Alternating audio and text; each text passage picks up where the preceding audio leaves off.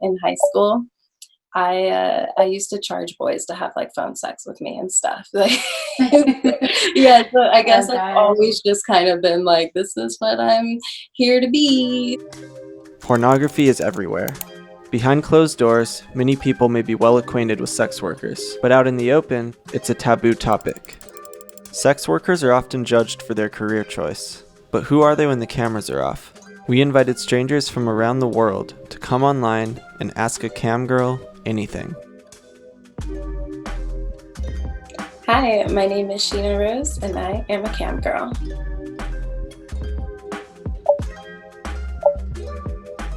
So just to get started, how exactly would you define your job?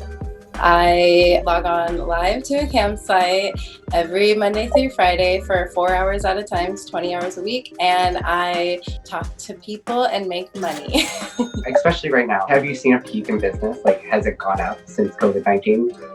Yeah, definitely. So last week was probably one of my best weeks that I've had in 2020. So does it end up being like fairly lucrative? Is this like your full-time gig? for sure. I don't have like a vanilla job or anything like that. I can make 6 figures a year on camming, whether it's in a paid show where I get paid per minute, or if they're tipping me, everything that they give me, I get a percentage from. Do you have a dedicated space for camming that's separate from the rest of your life? So I have my cam room. I have like this right here, which is where I cam, my BDSM closet where I get ready. I have a whole wall full of toys. What is the weirdest request that you've ever gotten from someone that I can write a book on that. Viewing cops on their cam in their cop car, and seeing guys stick baseball bats up places, very large things. So I used to have this customer who would come like every week. He would turn around and face the cam, and he would like poo. He would turn back around, he would take it, and he would eat it. He would ejaculate just by eating it and like not touching anything in my life. And I've never seen anything else like that. It's a fetish, and I really hate kink shaming, but that's just extreme, right?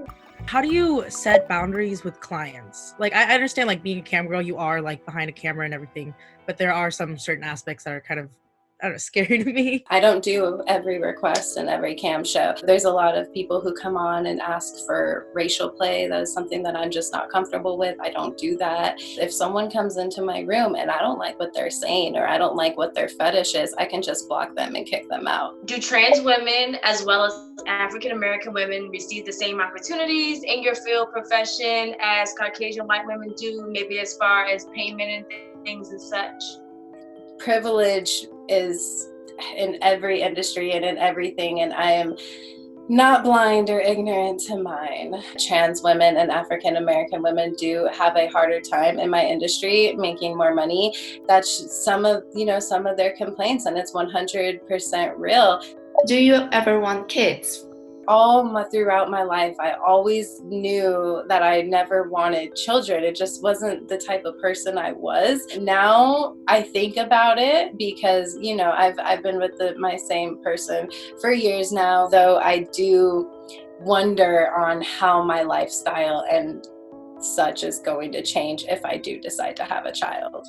How would you think you would explain that to a child that is like, Mommy, what do you do?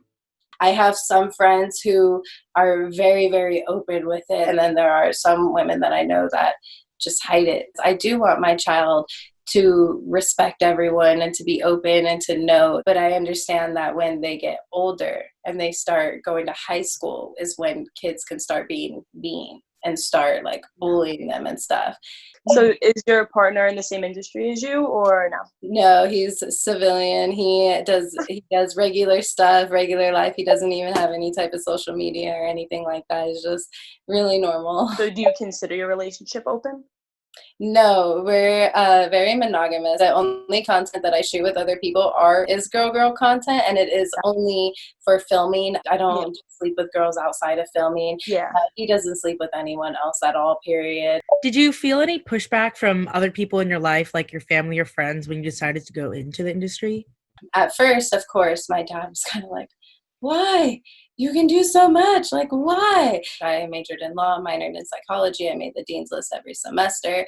But it was always like in the back of my mind, knowing what I wanted to do. Like, I've always been a sexual being, very interested in porn, very interested. Like, that's what I want to do. Recently, I've noticed that there's been like a lot of popularity with OnlyFans. Has that affected your work lately?